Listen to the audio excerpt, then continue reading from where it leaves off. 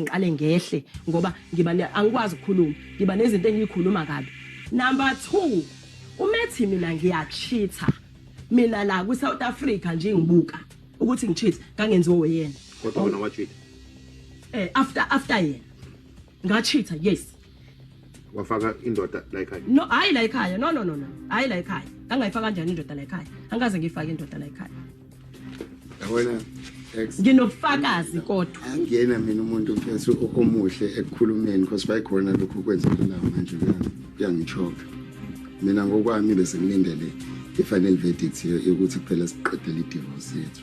Ayikho ayikazi iqalo ngiyile enkantolo akwazi uyiqale enhlobo i-divorce ngiyile enkantolo ngiphuma khona mina enkantolo Monday lokho ngisacela ukuthinta i-advocate okuyona ngiphathele i-case yami i-divorce. Ubani bese simhlongo? Yes.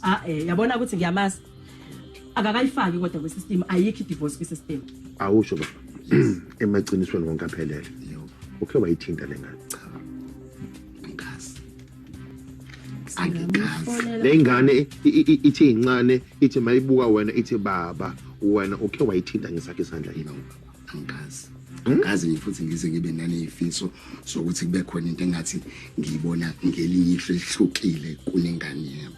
Manje sifika kanjani ekuthenini ukuthi kube khona kama allegation ukuthi umthintile ngane? Lapho ke mfowethu ama allegation avela emveni kokuthi ngithola umama lona ukuthi unamanga awema unamanga vukani senike ithuba ayiphendulele. Emveni kokuthi ngithola umama lona ukuthi akayiphethe kahle ziqala lapho ke lezi ndaba